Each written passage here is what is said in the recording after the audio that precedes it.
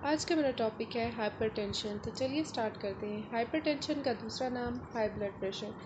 Blood pressure measurement है उस force की जो कि अप्लाई होता है आर्टरीज़ की वॉल पे, या वो प्रेशर जो कि ब्लड गुजरते हुए फ्लो करते हुए आर्टरी की वॉल पे एक्सर्ट करता है, that is our blood pressure. जब वो हो जाएगा हाई तो हाइपरटेंशन का इशू होगा। अब हम लोग इस चार्ट में सबसे पहले हाइपरटेंशन की वैल्यूज़ देखेंगे, इसकी स्टेजेस देखेंगे। एक होता है कि ब्लड प्रेशर अगर बिल्कुल नॉर्मल है तो इसकी क्या वैल्यू होगी। सिस्टलिक में 120 होगा और डायस्टलिक लेस दैन 80 होगा। एलिवेट होगी थोड़ी सी, यानी कि कोई इतनी टेंशन वाली बात नहीं है, तो 120 से 129 या लेस दैन 80, ठीक है। हाइपरटेंशन स्टेज 1, इसमें क्या होता है कि अगर ब्लड प्रेशर सिस्टलिक 130 से 139 के दरमियान है और 80 से 89 तक है diastolic. High blood pressure stage 2, 140 या उससे हाइयर, 90 या उससे हाइयर। और लास्ट में हाइपरटेंसिव क्राइसिस, जो कि बहुत ही ख़तरनाक और लास्ट स्टेज है इसका। इसमें 180 से अगर हायर हो जाए सिस्टलिक और वो 120 से डायस्टलिक।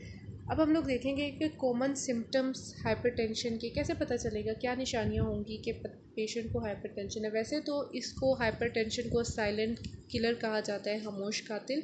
वो इसी वजह से कि इसके सिम्टम्स इतनी जल्दी शो नहीं होते, ठीक है। और सिम्टम्स जब तक शो होते हैं तब तक बहुत सारा नुकसान बॉडी में हो चुका होता है। फिर भी कुछ लोगों में जो सिम्टम्स आते हैं वो क्या हो सकते हैं।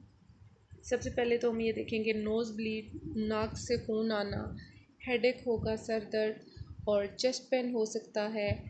यूरिन में ब्लड आएगा, शॉर्टनेस ऑफ ब्रेथ का इशू बहुत ज़्यादा होता है, दिल ख़राब होना, नोज़िया, वॉमिटिंग होगी, पैल्पाइटेशन हार्ट की, यानी कि इरेगुलर हार्ट बीट हो जाएगी, डिजीनेस, चक्कर आना बहुत ज़्यादा, ब्लरी विजन, नज़र जो है वो थोड़ी सी धुंधला धुंधला सा नज़र आएगा, ठीक है। अब हेडेक, अब सर का दर्द जो है वैसे और भी बहुत सारी कंडीशन में हो सकता है कंडीशंस में, लेकिन अगर उसके साथ चेस्ट पेन हो रहा है और बाकी इनमें से कोई सिम्टम आ रहा है तो इसका मतलब है कि हाई ब्लड प्रेशर का इशू है।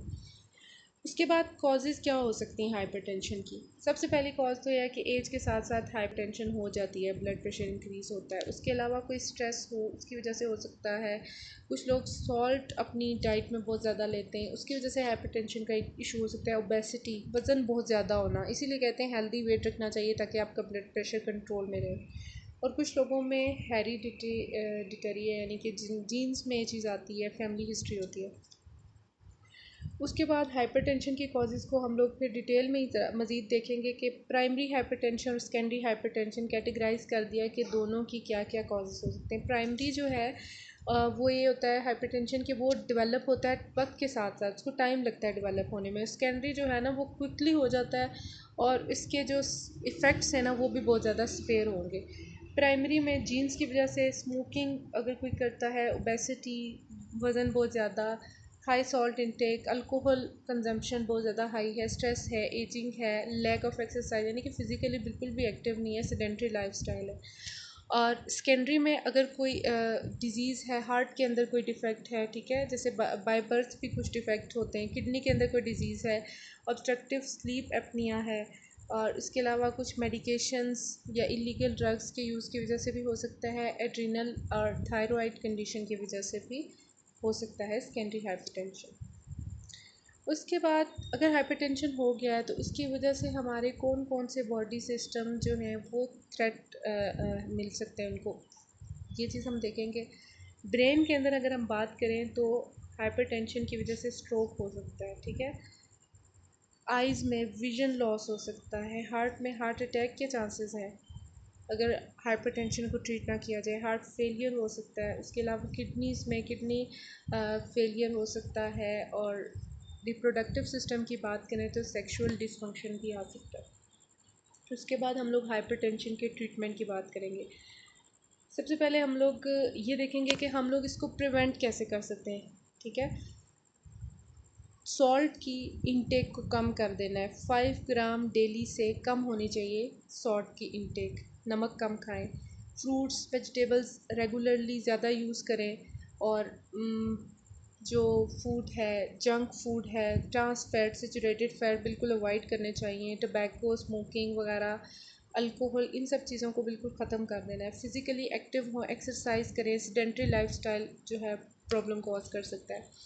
उसके बाद आप कॉमनली ड्रग्स जो डॉक्टर्स प्रिस्क्राइब करते हैं उनके नेम में diuretics, beta blockers, calcium channel blockers, angiotensin converting enzyme inhibitors, angiotensin 2 receptor blockers वगैरह आ जाते हैं। लेकिन फिर मैं अपनी हर वीडियो में कहती हूँ कि कोई भी दवाई किसी भी डॉक्टर की प्रिस्क्रिप्शन के बगैर मत लें, ठीक है। आपके डॉक्टर को पता है कि आपको कौन सी मेडिसिन जो है सूट करेगी और किस तरह से देनी है, ठीक है।